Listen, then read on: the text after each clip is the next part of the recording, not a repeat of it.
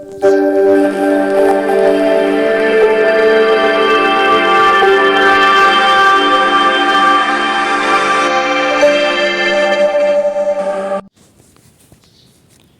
नमस्कार। Bhavesh Verma education YouTube channel पर आपका हार्दिक स्वागत करता हूँ। वार्षिक परीक्षा 2022 का कक्षा 9 विषय का हिंदी का पेपर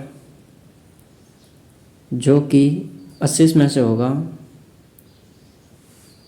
तो ये पेपर आप ज़्यादा से ज़्यादा शेयर करें और इसकी पीडीएफ में अपने कमेंट बॉक्स में लिंक सहित दे दूंगा, वहाँ से आप डाउनलोड कर सकेंगे।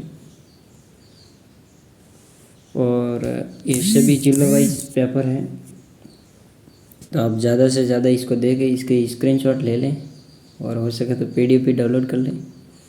सभी प्रश्न करने अनिवार्य होंगे और सभी प्रश्न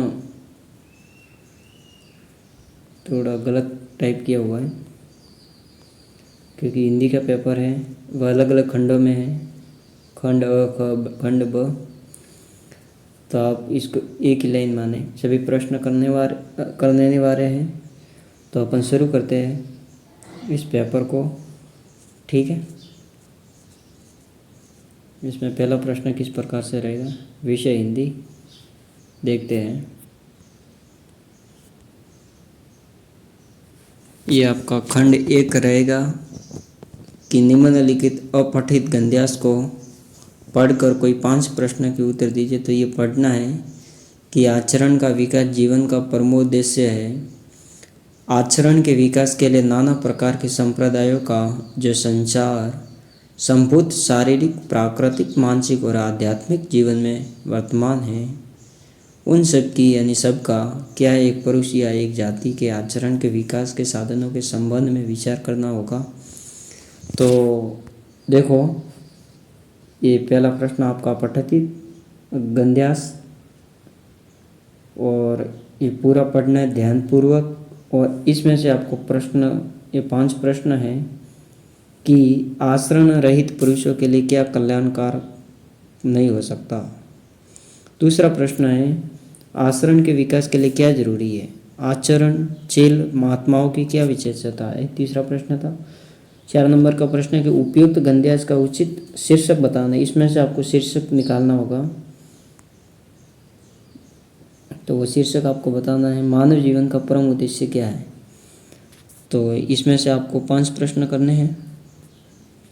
इसके बाद 6वां प्रश्न है कि धर्म संप्रदाय किसके लिए कल्याणकारक होते हैं, तो वो आपको बताना है। टोटल 6 प्रश्न दे रखे हैं, 8 प्रश्न हैं, सॉरी। 7वां है कि महात्मा शब्द में कौन सा समास है और आध्यात्मिक शब्द में उपसर्ग व प्रत्यय बताना है। तो ये 8 प्रश्न है, इसमें से आपको कोई 6 प्रश्न आपको करने अनिवार्य है। फिर दूसरा प्रश्न है कि आपको निम्नलिखित अपठित पद्यांश को पढ़कर पूछे गए कोई 5 प्रश्न दीजिए। तो इस अपठित पद्यांश को आपको ध्यानपूर्वक पढ़ना है और उसके बाद जो नीचे प्रश्न पूछे जाएंगे, 8 प्रश्न हैं, उनमें से भी आपको 5 प्रश्न करना है कि मातृभूमि को किसकी मूर्ति बनाया गया है, धूल भरे हीरे से कवि का क्या आशय है, उपयुक्त काव्यांश का उपयुक्त शीर्षक बताइए, मातृभूमि का सिंहासन किसे बताया गया है। फिर 5वां, इस काव्यांश के द्वारा कवि ने क्या संदेश दिया है, नदियों को मातृभूमि का प्रेम प्रभाव बतलाने से क्या हास्य है। हास्य लिखा है, हास्य है। नीलांबर पद में कौन सा समास है, कर्तव्य अभिषेक पियोद है, पियोद के 2 पर्यायवाची शब्द आपको लिखने हैं। तो इसमें से भी आपको 5 प्रश्न करने हैं। फिर आपका अगला प्रश्न है खंड 2 जो 18 में से होगा कि अपने विद्यालय के प्रधानाचार्य कि विद्यालय के प्रधानाचार्य को एक प्रार्थना पत्र लिखिए जिसमें पुस्तकालय से पाठ्य पुस्तक दिलवाने का निवेदन किया गया हो, उसके ऊपर लिखना है। या फिर अपने मोहल्ले में व्याप्त गंदगी के संबंध में नगर पालिका को एक शिकायती पत्र लिखना है। ठीक है। फिर 4 नंबर का है कि निम्न में से कोई किसी एक विषय पर 300 शब्दों में निबंध लिखना, कम से कम 2 या 3 पेज में। या तो लिखो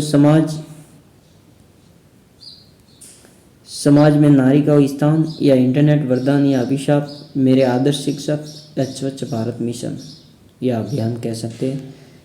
एक अब की बार कोरोना से संबंधित भी पूछा जा सकता है, कोरोना। तो ये 5 मोस्ट है, तो इनमें से आपको एक कोई भी लिखना है, कोई एक लिखना आपको निबंध 300 शब्दों में। फिर आपके खंड 3 रहेगा, जो कि प्रश्न पूछा जाएगा कि रचना की दृष्टि से वाक्य भेद का एक उदाहरण दीजिए, अथवा वाक्य की परिभाषा देते हुए वाक्य के भेद लिखिए। फिर 6 नंबर का प्रश्न पूछा जाएगा कि निम्न शब्दों के पर्यायवाची शब्द लिखिए, कोई 2। कनक, गणेश, जल, अश्व। अश्व यानी घोड़ा होता है, तो ये इन्हीं 2 अंकों के होंगे और इनके अंदर आपको कोई 2 पर्यायवाची बताने हैं। फिर 7वां प्रश्न है कि निम्न शब्दों के विलोम शब्द लिखिए, कोई 2। या तो आय आकाश के लिखो, या आगमन या दुर्गम। ठीक है, ये 1 अंक का होगा, आधे नंबर का। श्रुति समा भिन्नार्थक शब्द कोई एक को लिखना है, भाग्य, भाग या भाग्य, या कुल। 1 नंबर का मुहावरे का अर्थ बतलाते हुए वाक्य में प्रयोग कीजिए, कोई 2 का बताना है। मुहावरे का अर्थ बतलाना है, वाक्य में प्रयोग करना है। आंखें बिछाना, गागर में सागर भरना, ईद का चांद होना, या 9-2-11 होना। फिर खंड 4 रहेगा कि निम्नलिखित गद्यांश को पढ़कर कोई 3 प्रश्न के उत्तर दीजिए। ये गद्यांश आपको ध्यानपूर्वक पढ़ना है। उसके बाद इसके अंदर से 5 प्रश्न पूछे जाएंगे और उसमें से आपको 3 प्रश्न करने अनिवार्य हैं कि भारतीयों को अमेरिका में क्यों नहीं घुसने दिया जाता, विदेशों में रहने वाले भारतीयों या भारतीय किस तरह का आचरण करते हैं। इसमें ये सर रहेगा विदेशों में। और किस कारण से जापान को सभ्य और भारतीयों को असभ्य कहकर बदनाम किया गया था या किया गया। गम खाना का आज से स्पष्ट कीजिए, किस देश की मिसाल सामने है।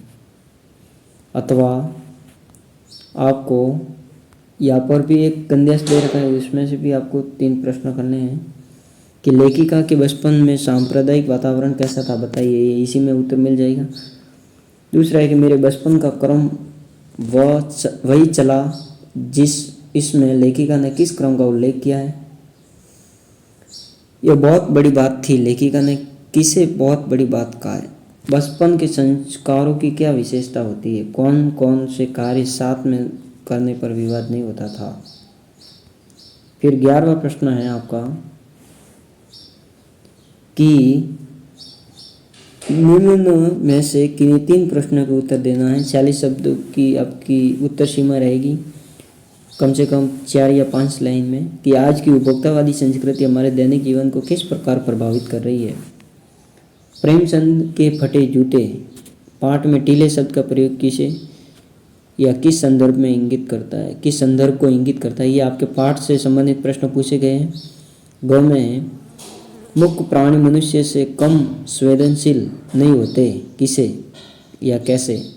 उपभोक्तावाद की संस्कृति पाठ के आधार पर प्रतिष्ठा के अनेक रूप होते हैं, चाहे वे हास्य सद या हास्यास्पद ही क्यों न हो। स्पष्टीकरण। तो ये 11वां था। फिर 12वां प्रश्न पूछा जाएगा कि निम्नलिखित पद्यांश को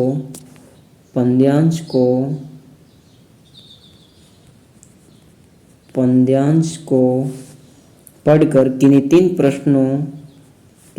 प्रश्नों के उत्तर दीजिए। मानुष हो तो वही रस खानी, बसो ब्रज गोकुल गाव के गवारन। कोई 3 प्रश्न के उत्तर देना है इसमें से। जो पशु हो तो कहा बस मेरो, सरो नित आनंद के धेनु मजारन।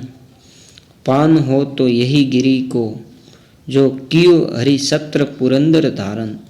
जो खग, खग यानी खरगोश, खग हो तो बसेरो करो मिली कालिंदी कुल कदम्ब की डारन। इसमें से आपको 3 प्रश्न बताने कि कवि रसखान अगले जन्म में ब्रज में ही क्यों रहना चाहते हैं। रसखान अगले जन्म से कौन सा पशु बनना चाहते हैं और क्यों। प्रस्तुत सवैये से कवि रसखान ने क्या व्यंजना की है। हरि सत्र पुरंदर धारण से कवि ने किस कथा की ओर संकेत किया है। बहुत ही अच्छा प्रश्न था। ये आपकी एक पद्यांश कविता है।